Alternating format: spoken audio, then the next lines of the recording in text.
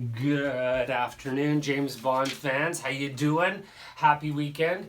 Murray here with James Bond Canada. I wanted to do a quick video for you guys to recap everything that's been going on in the last couple weeks. Why do I not have a No Time to Die poster up here? Well, that's because I don't have one.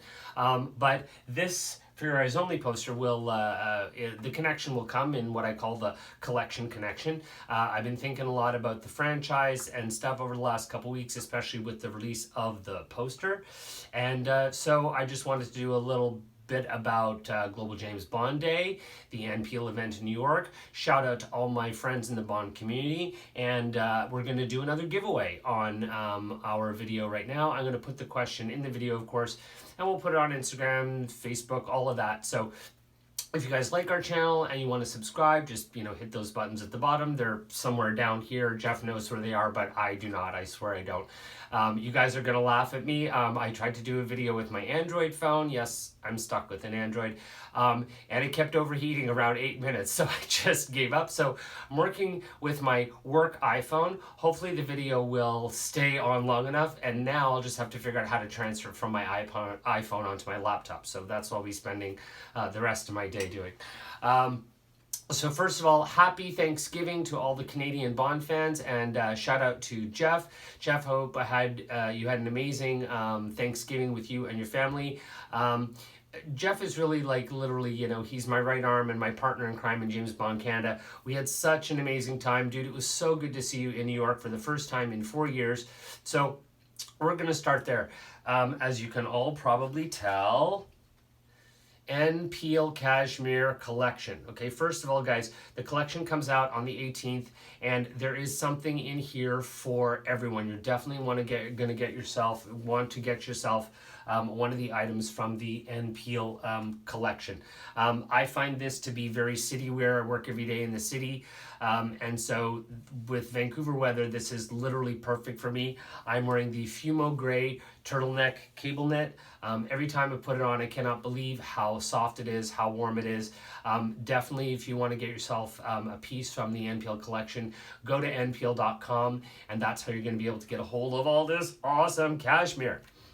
As a matter of fact, I also purchased this ensemble, which is the ivory roll neck sweater, along with the powder blue zip bomber. It's currently being shortened for me because it's got a great zipper tassel at the bottom, and it was a little too long for me.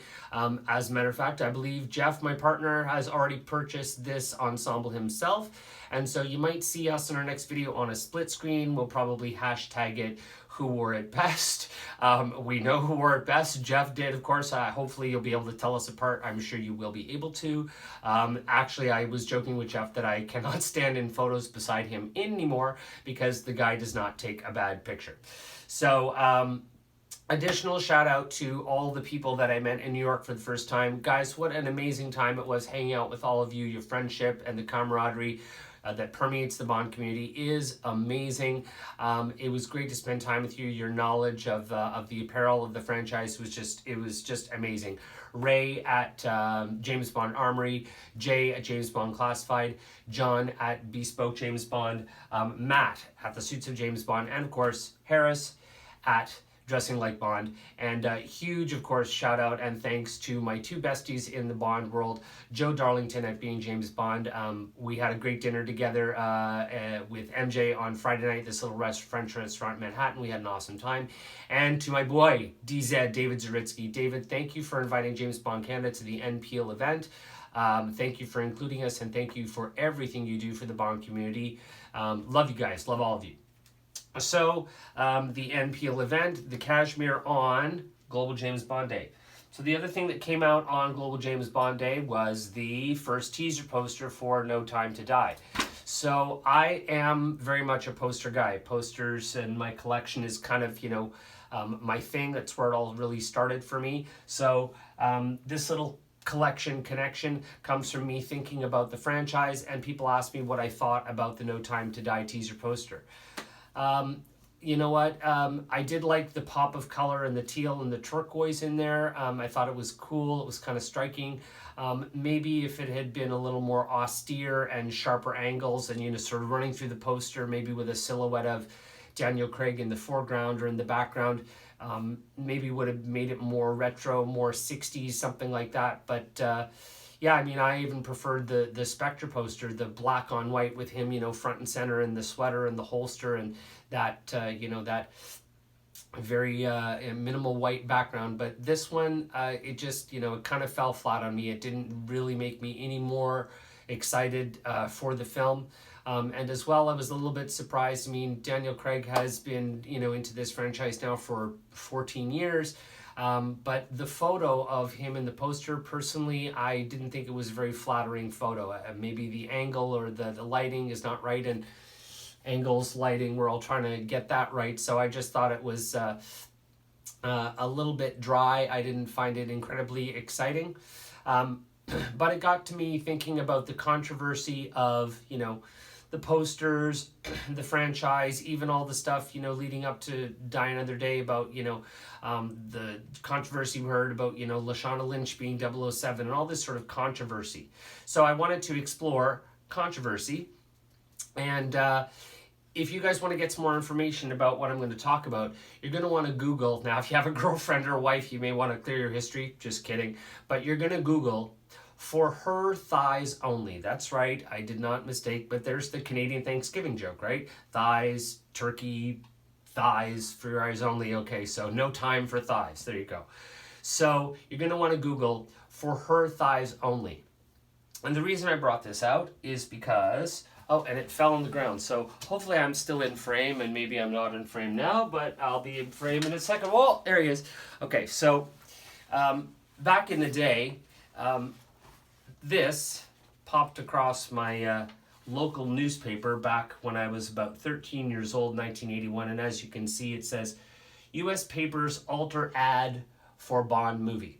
So this was papers in Kansas City, in Chicago, in Boston, in Cleveland, in Baltimore.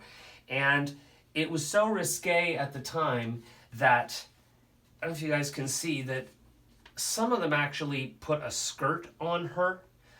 Some of it actually cropped it right below the bikini. I didn't even show it. So that's 1981, and obviously I guess it was maybe just a little too controversial.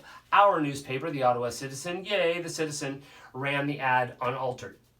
But what I thought was funny about this, and it's going to lead into the giveaway that we're going to do. We gave a giveaway on our last video. I'm Matthew from the James Bond Complex, won that one, so we're going to give another one away here. Also ties into a little bit of the Museum of Modern Art exhibit in 1987 that I went to.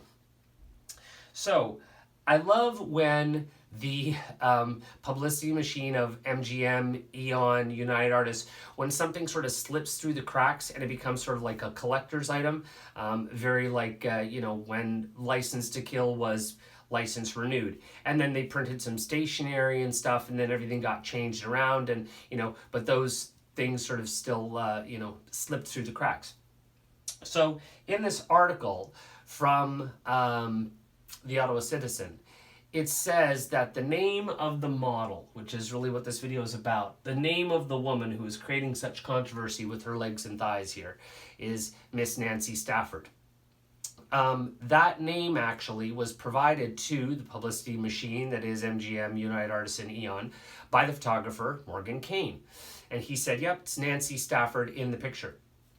Only to discover after it was released that another model came forward named Jane Sumner. So Jane Sumner said, nope, that's me in the picture, because those are my rings. Apparently an engagement ring or a diamond ring. And she says, you know, so no, that's me in the picture. Turns out Morgan Kane actually said, yes, actually that is your arm, but you were quite sporty, and the composition of the frame and the alignment and the proportion of the picture didn't really go terribly right with the crossbow. So now Jane Sumner's out of the picture. And finally, it turns out that in the franchise of James Bond, and the initials JB are everywhere. Yes, in the photo, ladies and gentlemen, we have another JB. The lady in the photo is actually a model named Joyce Bartle. So I thought that was a pretty cool thing. The fact that number one, they released a name, it wasn't her. Then a second lady came forward, it wasn't her. Turns out it was the third one. So again, if you guys want to check out more details in the People magazine article, just Google For Her Thighs Only. You can read all about it. But I just thought it was super, super cool because again, in this newspaper article in second paragraph, it says, she is Nancy Stafford, a model whose backside and legs have become the center of attention in the ads for the latest James Bond movie. So you can tell that since Nancy's name was released to the publicity machine, it went out to all the publications, and sure enough, her name is printed here in this article, but it ain't her. So on that note, I decided to also pull out a couple of my favorite items from my collection that pertain to For Your Eyes Only. So I'm really, really happy with this. I got this, I think you guys call it a boot sale or like a garage sale a few years ago. That's the Pan novel of For Your Eyes Only. I'm also really thrilled with this little corgi. I love this one here. I don't know why, but I think it's that blaze orange color. The Lotus from For Your Eyes Only. It's got the skis on the back, the Olin Mark 6. And yeah, it's one of my favorite little corgi pieces that I really, really, really like. And I do have the soundtrack as well on vinyl. Love that Sheena Easton song. Didn't pull that out because it's way in the back of a closet and I really wasn't in the mood to lift that much stuff this morning. But the other thing is this. And I don't know if anyone has these. You probably or maybe do. So you don't often get tie-ins to comic books back in the day. But again, I used to collect comics too. And so when these two came out, the part 1 and part 2 of the For Your Eyes Only, definitely had to pick those up. This leads to the next part of the story because a few years ago, Eon decided to do a Twitter contest, and they did one for each movie. They asked a question, they asked you to send a tweet, a picture, a funny story, something that, pertained to the movie they were promoting on that particular day. And that's what I tweeted. And so with that tweet, I was lucky enough to win. And so I got sent, there she is again, Miss Joyce Bartle. Straight from Eon, and you'll see there in the bottom, to Murray, best wishes from Barbara Broccoli and Michael Wilson. So I really, really love that. And that ties into our next giveaway. So when it was at the Museum of Modern Art in 1987 for the 25th anniversary James Bond exhibit, I managed to take a few photographs. We gave away our last one on our last video. And now this is the one we're going to give away on this video. So as you can see there, it's a display case with a whole bunch of Bond props in it. The golden gun is in there, the exploding thermos from View to a Kill, the octopus over here, and the Fabergé egg front and center in its little case with some great Ken Adams drawings along the back wall there. So we're going to give this away. And to anyone who is in Canada, any James Bond fan in Canada, because unfortunately I won't be able to ship it to the United States. So this is for Canadian Bond fans only, celebrating Canadian Thanksgiving weekend. Thanks everyone for watching. And the question is, at this exhibit, there were representations of 6 films. They had posters on the wall for 6 different films. They had For Your Eyes Only, they had Spy Who Loved Me, they had Moonraker, and they had Thunderball. Now, there were 2 more posters from 2 other movies on the wall. So there was, again, Thunderball, Spy Who Loved Me, For Your Eyes Only, and Moonraker. There were 2 more. So the first person to answer in either under our comments or on our Instagram when we post or Twitter, we'll try and do it all simultaneously, will win this 18 by 24. It's a pretty rare item, guys. I don't think you're going to find anything like this out in the Bond world because you had to be at the exhibit to take the picture. And I remember taking this on my little Kodak camera and blew it up to an 18 by 24. So I thought it would look great framed. I hope you like it. And if you want to enter, that's all you got to do is just answer and tell me which 2 other movies had posters on the wall at the Museum of Modern Art exhibit in 1987. So thanks for watching, everybody. I hope you have an awesome weekend and take care. We'll talk to you again soon.